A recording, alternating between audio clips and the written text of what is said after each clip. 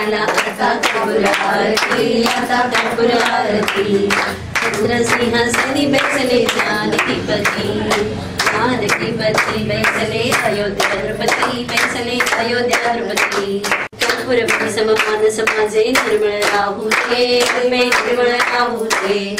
कर्पूरवती समभाव भक्तीचा सुगंध राहू दे। आवडीच्या नाविन झाला आता कपूर आरती, ध्यान कळे ना ना कळे काही, मला ना कळे काही आरती। घर घर में आई गौरी माता। एक और महाराष्ट्र में गणपति पूजा की धूम है, वहीं गणेश के आगमन के बाद अब मंगलवार को गौरी माँ का भी आगमन हो गया है। महाराष्ट्र में ये त्योहार पूरे विधि विधान के साथ होता है और जिस घर में भी होता है वहाँ की सजावट और व्यवस्था देखने जैसी होती है। भाद्रपद महीने की सप्तमी को महालक्ष्मी जी का आगमन होता है। गणेश जी के आने के 4 दिन बाद महालक्ष्मी जी का आगमन होता है और ऐसा माना जाता है कि महालक्ष्मी जी ये गणपति जी की बहनें हैं, तो गणपति जी के आने के बाद महालक्ष्मी को बुलाते हैं।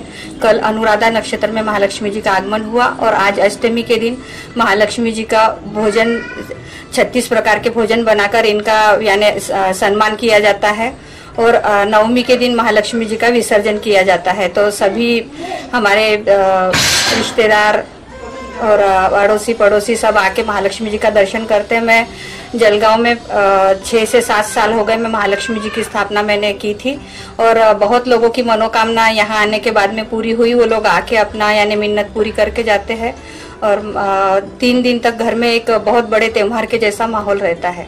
हमारी बहन बेटियां ससुराल से घर आती है और फिर महालक्ष्मी जी की विदाई के बाद उनकी बहन बेटियों की भी विदाई की जाती है। जलगांव में भी बड़े ही धूमधाम के साथ गौरी माँ की स्थापना की गई है। बताया जाता है कि गौरी माँ अपने मायके आती हैं।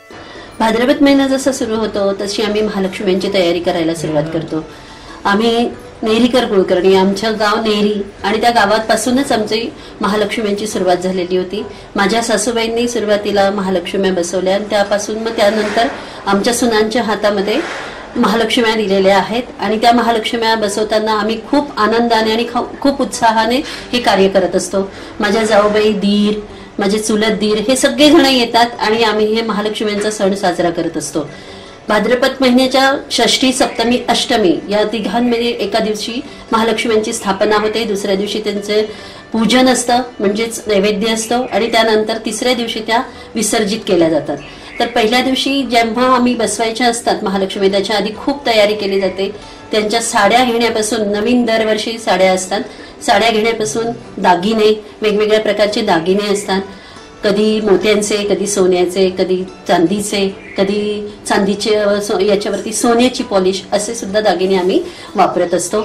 आणि महालक्ष्म्यांसोबतच त्यांची 2 बाळं ते पण आम्ही मांडत असतो। गणपती असतो आणि ज्या दिवशी महालक्ष्म्यांचं विसर्जन होतं त्या दिवशी त्यांच्यासोबत आमचा गणपती पण विसर्जित केला जातो।